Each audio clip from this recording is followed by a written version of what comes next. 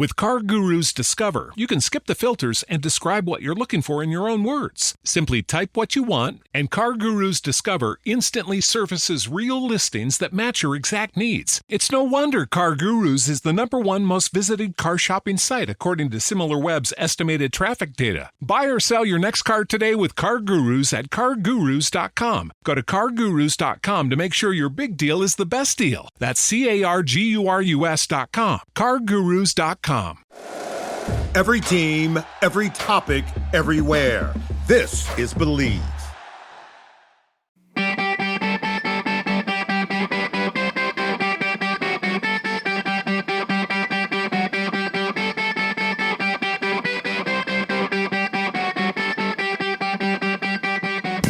What's up, Hockey Think Takers? Welcome to another episode of Wednesday Short Shifts. This one's presented by Toph and I. We're just presenting it ourselves like old times.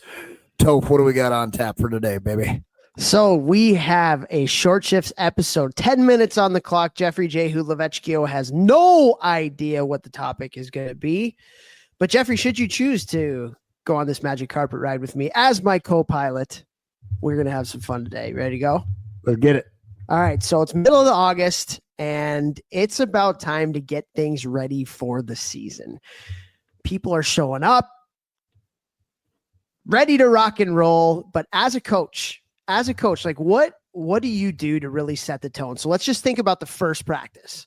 It's like the first practice, the players get to the rink, they're in the locker room, ready to go. Like, what are you doing to get everybody ready? What are you doing in your first practice? Tell me about what you would do as a hockey coach in that first day that people are back. Go. First meeting. Sitting in a circle. Going to go through the team and one by one want you to stand up because it's awkward. And I used to hate it, but I think it's good practice for life, not just hockey. Stand up in front of the team and tell everyone your goals personally for the season, like what you want to accomplish. And if it's in an older team, it might be like a certain amount of points. I want to play on the power play this year. I want to get a tender at the end of the year. I want to play so well I get drafted. And so like personal goals and then team goals. And then your ultimate goal in hockey, where do you want to play? Is it juniors? Is it college? Is it Division I? Is it Division III? Is it pro? Like, what are your real, like, your goals? Not just like you hope it'd be nice. Like, what are you working towards? And everyone has to stand up one by one and say them to everyone else, including the coaches. Because I think that, I do this in the gym every couple of months with almost all the groups.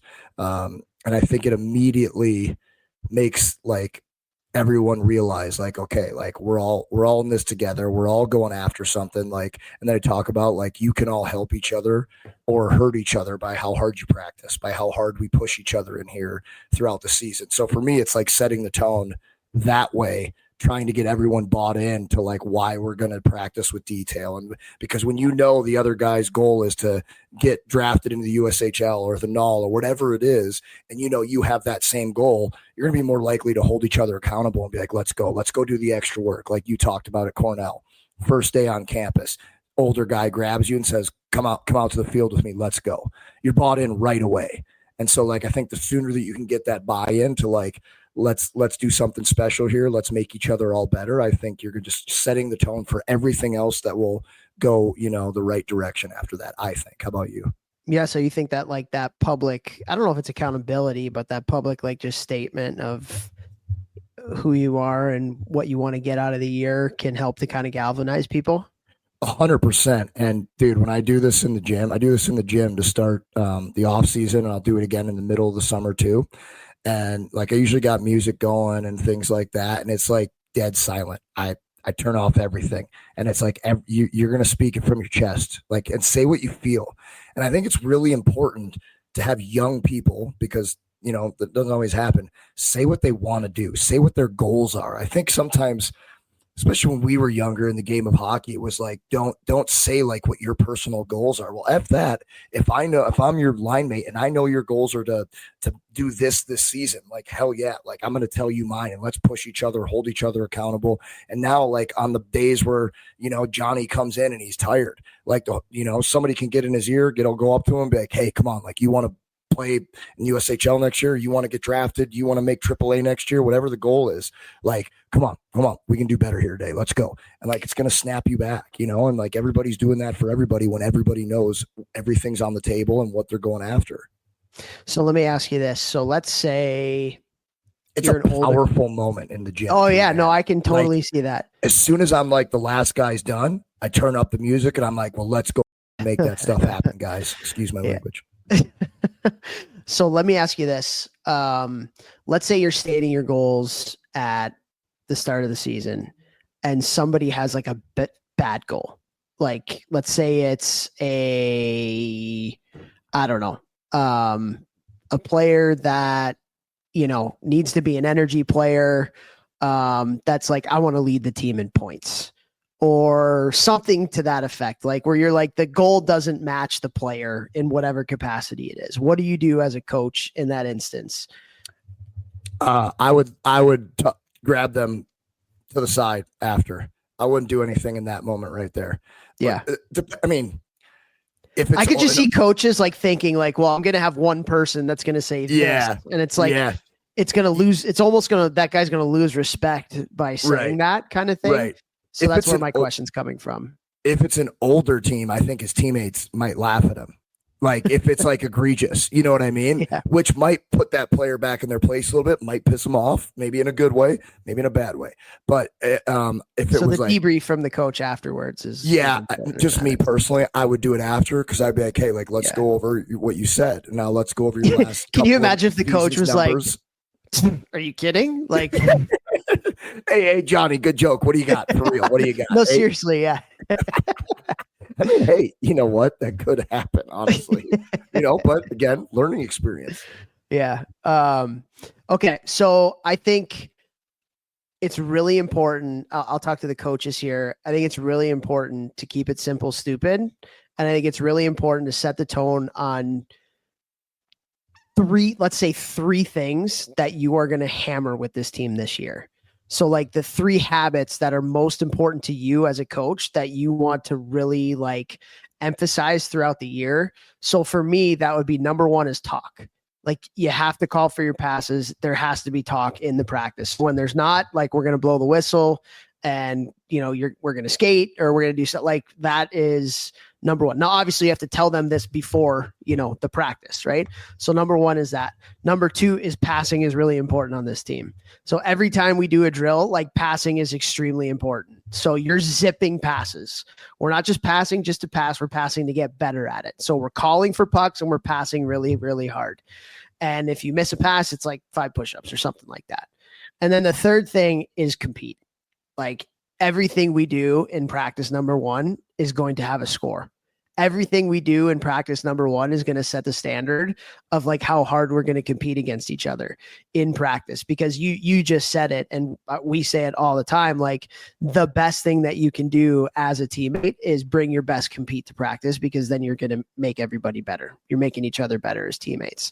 And so like, what are the 3 things for all the coaches out there that you're really, really like needing to emphasize, the things that are really important to you, the habits that you want to instill in each of the players on your team?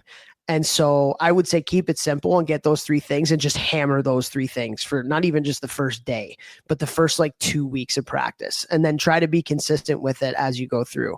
So like for me, that's the thing, is like tell the players what's important to you, tell the players the habits that you want to instill, and then be ruthless about coaching that in that first practice. I love that. I absolutely love that. I think a lot of people in today's world with social media and like such an information overload, it's so easy to think like, oh, I'm not doing that, and that guy's doing that, and that guy's doing that, and oh, I saw that, and like change. It's like, especially with younger athletes, repetition is their best friend. Repetition, and then reflect, and how can I get a little bit better at whatever it is we're hammering home. The details of practice. We're doing the drill this way because it's going to work on this skill that is used in the game at this time. So do it this way, not just do it anyway. Do it this way because this is going to make you the best at this thing that we're working on right now, and so whatever you, and then it's just relentlessly repeating and working on the same things over and over, and then progressing, and like it's consistently doing the little things over and over that we all talk about that really makes a difference. But like one of those things, like Toph said, like it's got to be, you hammer those 3 things home, whatever they are for you.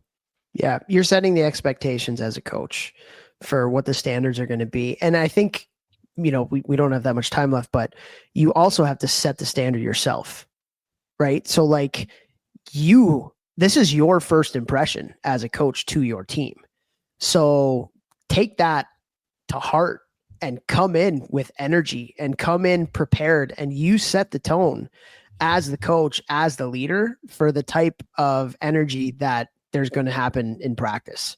And so like, we always talk about things are caught, not taught. So it'd be really easy to go in like to the players and be like, hey, I expect you guys to have a lot of energy and compete and talk and blah, blah, blah, blah. And then if you just go out there and blow the whistle and that's about it, then it's just like, put your money where your mouth is type stuff. So like the players are going to follow your lead. So you better be prepared. You better come with energy. You better be positive, and you're going to set the tone for what the team is going to expect from you too. And I think what you're talking about is more like principles, like overarching principles that can be, delivered through every detail that you're coaching and teaching. And in those early days, especially that first one, like that's going to be way more important than like, okay, we're going to go over our breakout on day 1. Yeah. Like, it's all mentality. Doing that. Yeah. Exactly. It's like, who are we as a team? Like identity and mentality. Yeah. That's a great point. Everything is about identity. Everything is about mentality, in not even just the first practice and like the first, like 2 weeks to month of the season, Absolutely. Because nobody's going to be perfect systematically in the first little bit, especially in youth hockey, because most teams practice like 3 times and then they go to some showcase or something like that. So like, the execution will come later, but like the effort and the mentality and the identity, I love that you said that. Good stuff, Fex. All right, guys, a little more than 10 minutes. That's okay. But happy Wednesday. Share the show, baby. Woo! Be it, bro. Share that show.